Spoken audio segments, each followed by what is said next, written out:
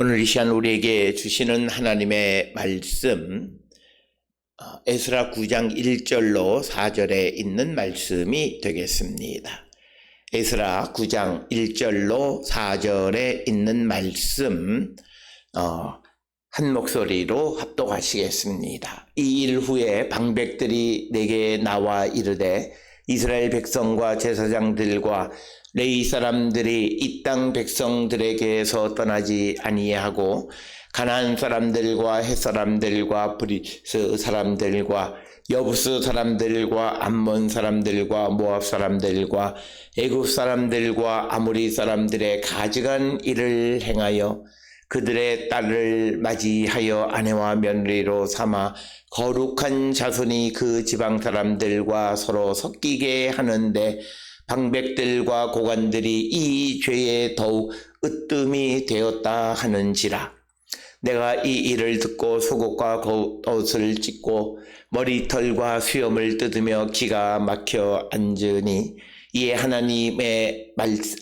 이스라엘의 하나님의 말씀으로 말미암아 떠는 자가 사로잡혔던 이 사람들의 죄 때문에 다 내게로 모여오더라. 내가 저녁 제사 드릴 때까지 기가 막혀 앉았더니 아멘. 오늘 우리가 함께 읽은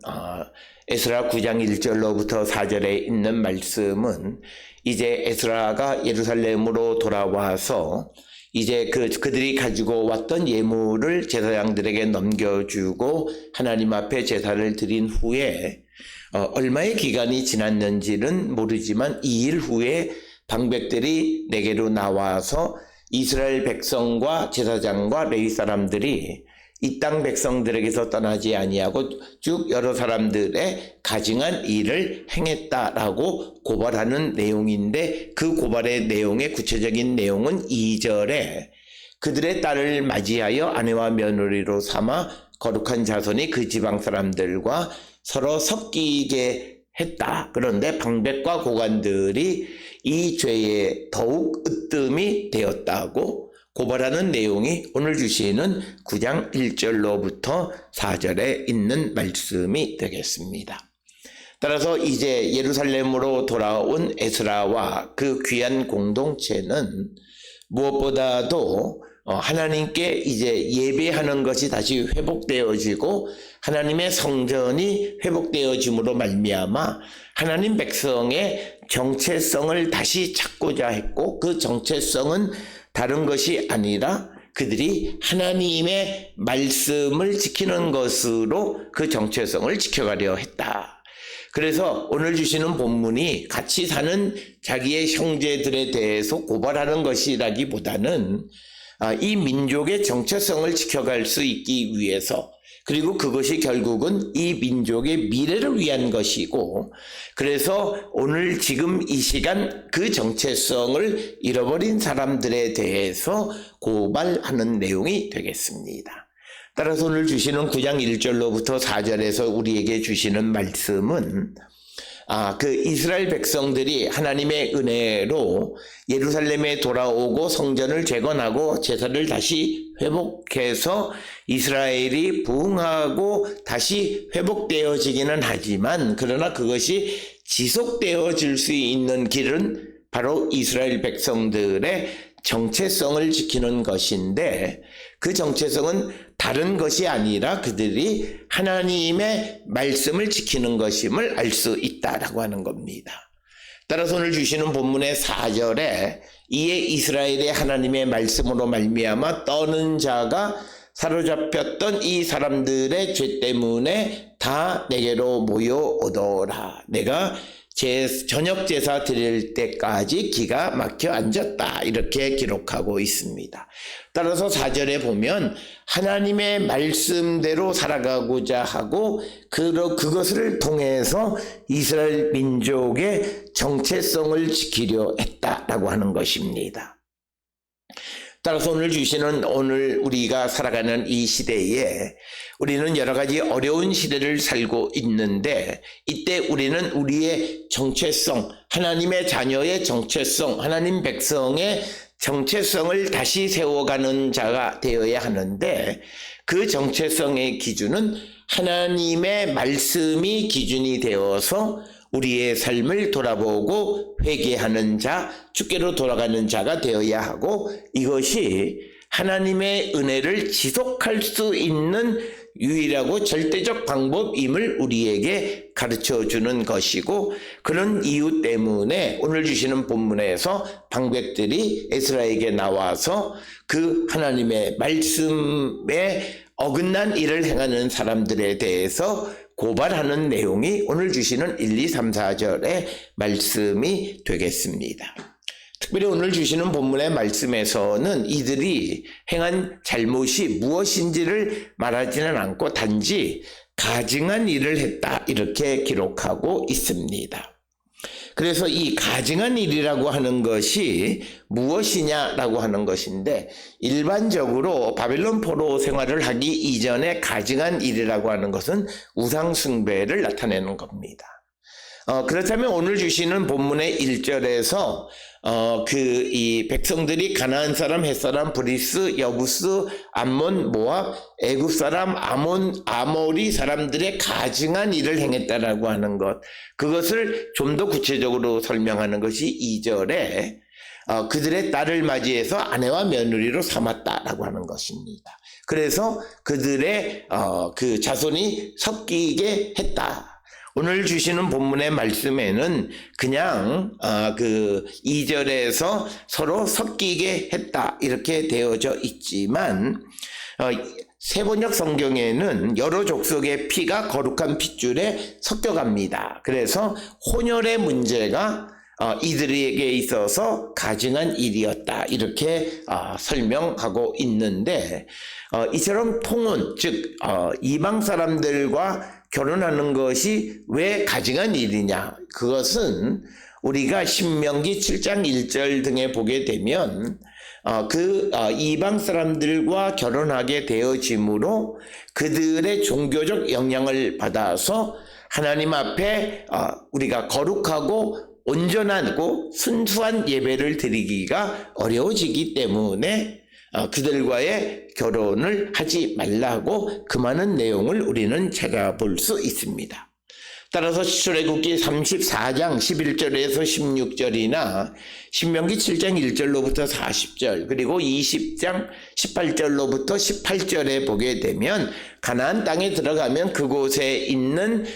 그 가나안 원주민들과 통혼하지 말라고 말씀하는 이유는 바로 그것이 종교적 이유 때문이다 라고 하는 것을 분명하게 우리에게 가르쳐주고 있습니다. 오늘도 우리가 세상을 살아가는 데 있어서 물론 사도 바울은 우리가 믿지 않는 자와 결혼해서 그가 혹시 주께로 돌아오는 일이 있지 않겠느냐라고 하는 가능성을 우리에게 제시해 주고 있기는 하지만 그러나 오늘 우리가 살고 있는 이 시대에 믿지 않는 사람들과의 결혼의 문제가 어떤 그런 선교적 차원 그런 것을 생각하고 우리가 이방 종교가 없는 사람들이나 다른 종교 사람들과 결혼하는 것이 아니라 아예 종교적인 것에 대해서 무시하고 살아가는 것이 문제이다라고 하는 것입니다. 그래서 우리가 다른 종교인이나 믿지 않는 사람과 결혼함으로 말미암아 자기도 모르는 사이에 물드는 것이요. 쉽게 생각하면 하나님 앞에 예배하는 일을 즐겨하던 자들이 안 믿는 사람과 결혼함으로 예배하는 일이 매우 어색하게 살아가는 사람들이 주일마다 가끔씩 놀러 가자 그러거나 다른 일을 하자고 이야기했을 때에 자기도 모르는 사이에 그 일에 동조하고 그러므로 말미암아 자기 스스로가 하나님으로부터 멀어지는 것을 우리가 볼 수 있다라고 하는 것입니다. 그렇기 때문에 성경은 이방 결혼이나 믿지 않는 사람들과의 결혼을 매우 경계하는데 그것은 결국은 그 결혼을 통해서 이 종교적으로 하나님을 떠나는 결과를 야기하기 때문이다라고 하는 것입니다. 그러나 오늘 주시는 본문의 말씀에서는 피가 섞인다라고 하는 개념으로 설명하는 겁니다. 그래서 오늘 주시는 2절에 있는 말씀은 우리가 그 신명기서나 출애굽기에서 이방 사람과 결혼하지 말라고 하는 그런 역사적 배경은 종교적으로 타락하는 것, 하나님을 떠나는 것이 목적이었지만, 그러나 그것을 가져다가 지금 에스라 때에서는 그것이 혼혈을 금하는 것으로 약간 확대 해석되어졌다라고 하는 것을 우리에게 가르쳐주는 그런 말씀이 되겠고, 그래서 우리가 이 에스라 시대 때의 특징 중 하나는 모세의 그 율법, 즉 하나님의 말씀을 가지고 그 말씀대로 살아가려고 하지만 경우에 따라서 그 말씀을 매우 유동적으로 그 적용하는 것을 우리가 볼 수 있다라고 하는 것이 오늘 주시는 본문에서 그런 이방 사람들의 딸을 맞이해서 아내나 며느리 삼지 않는 이유가 피가 서로 섞이게 되는 것 때문에, 거룩한 백성들이 피 섞이는 것 때문에 금하는 것으로 기록하고 있지만, 원래 오경에서의 이방 결혼을 금하는 것은 혈연적 목적이라기보다는 종교적 목적으로 기록되어져 있다라고 하는 것이고, 특별히 오늘 주시는 이 본문의 말씀이 우리가 바울의 생각과는 매우 다른 그런 관점을 보여주는데, 오늘 주시는 이 본문의 말씀 2절에서는 혈연적 순수성, 그것을 소중하게 여기는 것이지만, 바울의 입장에서는 피보다는 예수 그리스도에 대한 믿음이 더 중요하다라고 하는 그런 개념으로 바뀌었다라고 하는 거예요. 그래서 그가 혼혈이든 또는 이방 사람이든 상관없다는 거예요. 예수 그리스도 안에만 있으면 그는 아브라함의 후손이 되어질 수 있고, 그는 내면적 유대인이 되어질 수 있다라고 하는 해석을 제시해 주는 것을 봅니다. 따라서 오늘 주시는 본문을 통해서 우리가 오늘 주시는 에스라 9장 1절로 4절의 말씀은 신명기 7장 1절에서 4절에서는 이방 결혼을 금하는 이유는 종교적인 이유 때문이었지만, 에스라서에서는 이것이 혈연적 이유 때문으로 해석하고 있고, 그것이 이제 바울로 넘어오면서 바울 시대에는 그 혈연의 문제가 중요한 것이 아니라 예수 그리스도에 대한 믿음이 더 중요한 것이다 라고 하는 것을 설명하는 것을 우리가 볼 수 있습니다. 따라서 우리는 이 구절의 말씀을 통해서 성경 전체가 이 혼혈 결혼에 대해서 어떤 입장인가라고 하는 것, 그러나 우리가 분명하게 생각해야 되는 것은 우리가 믿지 않는 사람과의 결혼이나 다른 종교 사람과의 결혼을 통해서 내가 하나님을 섬기는 일로부터 멀어진다면 내 인생은 하나님의 도움을 받을 수 없다. 이것은 심각한 문제이다라고 하는 인식을 우리가 해야 한다라고 하는 것입니다. 정말 내가 정말 예수 그리스도 안에 살아가는 것이 소중하다라면 혹 믿지 않거나 이방 사람과 결혼해서 그를 전도하려고 하고 그를 개종시키려고 하는 아주 무단한 노력을 행해야만 한다라고 하는 것입니다. 단순히 자신의 혈연적인 자신의 육체적인 어떤 만족을 위해서 이방 결혼이나 또는 다른 믿지 않는 사람과의 통혼을 하면서 자기 변명을 하는 자들이 되어서는 안 된다라고 하는 것이 오늘 우리에게 주시는 말씀이 되겠습니다. 그러면서 3절에 보니까 그 말을 들은 후에 에스라는 속옷과 겉옷을 찢고 머리털과 수염을 뜯으며 기가 막혀 앉았다, 이렇게 기록하고 있습니다. 그러니까 속옷과 겉옷을 찢어 내가 나의 옷과 겉옷을 찢으며 라고 하는, 그래서 이것이 정말 기가 막힌 일이었다라고 하는, 왜냐하면 하나님 앞에 범죄한다 하는 일이었기 때문에 그가 이제 하나님 앞에 죄를 지었다라고 하는 것, 그런 상징으로 속옷 겉옷을 찢고 머리털 수염을 뜯으며 기가 막혀서 앉아 있었고, 그 다음에 4절에 보면 이스라엘이 하나님의 말씀으로 말미암아 떠는 자, 즉 하나님의 말씀을 기억하고 말씀을 듣고 지키며 살아가는 자들, 그들이 이것이 잘못됐다라고 하는 것을 알고 모여서 이제 하나님 앞에 회개하는 이야기가 이 에스라 9장의 이야기입니다. 따라서 오늘 주시는 본문에 보면 하나님의 말씀을 소중하게 여기는 사람들, 그 하나님의 말씀을 철저하게 지키는 사람들, 그들은 이들이 행하는 것이 하나님의 말씀에 잘못되어진 것임을 알고 그들이 모여서 이제 그 규모가 커져서 그들이 하나님 앞에 회개하게 되어졌다라고 하는 것입니다. 오늘 주시는 본문의 말씀에서 이처럼 하나님의 말씀을 마음의 중심에 모시고 살고 있는 사람들은 자기들의 삶에만 아니라 다른 사람들이 하나님의 말씀으로부터 어긋난 것에 대해서 회개하고 그들을 위한 중보의 기도를 드리는 자가 되어야 한다. 오늘 우리가 살고 있는 이 시대에 믿음을 가지고 살아가는 자들에게 주어진 사명은 내 자신이 하나님의 말씀 안에 살아가는 것은 물론이거니와 더 중요한 것은 하나님의 말씀대로 살지 아니하는 자들을 위해서 회개하고 중보하는 일을 게을리해서는 안 된다라고 하는 것. 바로 그것이 오늘 믿음을 가지고 있는 우리에게 주어진 사명임을 우리에게 가르쳐 줍니다. 그래서 오늘 주시는 본문의 말씀에서도 그 많은 사람들이 그 땅에 있는 사람들과 통혼해서 그들의 딸을 맞이해서 아내와 며느리 삼는 일들이 있었지만, 그러나 그들 가운데 또 어떤 이들은 하나님의 말씀을 중심으로 모시고 사는 자들이 있었다라고 하는 겁니다. 따라서 우리가 하나님의 말씀으로 살아가는 자들은 그들이 행하는 것을 보고 나도 괜찮다라고 생각해서 그들을 닮아가는 삶이 아니라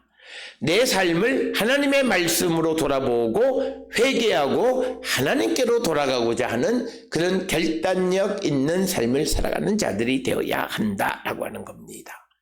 특별히 내가 하나님의 말씀을 많이 아는 것보다 더 중요한 것은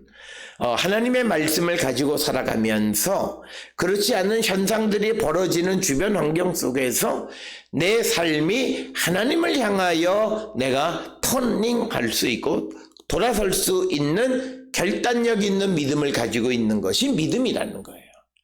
하나님의 말씀을 많이 아는 것이 믿음이 아니라 하나님의 말씀을 알므로 말미암아 세상에 많은 사람들이 자신의 육신을 즐겁게 하기 위해서 다른 삶을 살아간다 할지라도 나는 하나님께로 향하는 자가 되어야 한다. 그래서 오늘 주시는 본문의 4절에 이스라엘의 하나님의 말씀으로 말미암아 떠는 자가 사로잡혔던 사람들의 죄 때문에 자기들의 죄가 아니라 다른 사람들이 하나님 앞에 바르게 세워지지 않고 육신의 삶을 살아가는 것 때문에 모여서 이제 그들이 하나님 앞에 회개하는 것이 오늘 주시는 이 에스라 9장의 말씀이 되겠습니다. 오늘 살아가는 우리에게도 우리는 주변에 있는 많은 그들이 하나님의 말씀을 어기고 살아가는 현상들이 우리 앞에 벌어지고 있습니다. 그것에 대해서 나는 괜찮다, 나는 아니다 라고 하는 것에 안도하는 것이 아니라 나는 괜찮고 그들이 하나님의 말씀을 어기고 살아가면 그들을 위해서 하나님 앞에 회개하고 그들이 주께로 돌아오게 하기 위해서 간절히 기도하는 자들이 되어야 한다라고 하는 것입니다. 특별히 그렇게 살아가야 하는 이유 중 하나는 그들이 하나님의 말씀에서 벗어난 삶을 살아가게 됨으로 말미암아 많은 사람들, 특히 믿음이 없는 사람들을 그러한 길로 인도하기 때문이다. 그래서 우리가 하나님의 말씀으로 무장하고 말씀의 중심을 가지고 살아가는 자들이 그렇지 않은 삶을 살아가므로 그들에게 어떤 울림을 주고 그들에게 다시 한번 자기를 생각할 수 있는 기회를 제공하고 그로 말미암아 주께로 돌아오는 역사를 이루는 삶을 살아야 된다라고 하는 거예요. 이것이 바로 오늘 우리가 부활하신 주님을 믿고 주님이 우리 안에 계시는, 그래서 내 안에 육이 죽고 영이 살아난 하나님의 의 가운데 살아가는 성도가 살아야 하는 삶의 모습이고, 바로 내가 하나님의 말씀 가운데 살아가는 것이 빛의 자녀의 삶을 사는 것이고 빛을 세상에 비추는 삶이다. 그래서 우리가 죄악 가운데 있는 자들을 주께로 인도하는 그 일, 그들을 위하여 중보하는 일을 게을리하지 않는 우리 모든 성도들이 다 될 수 있기를 주의 이름으로 축원합니다.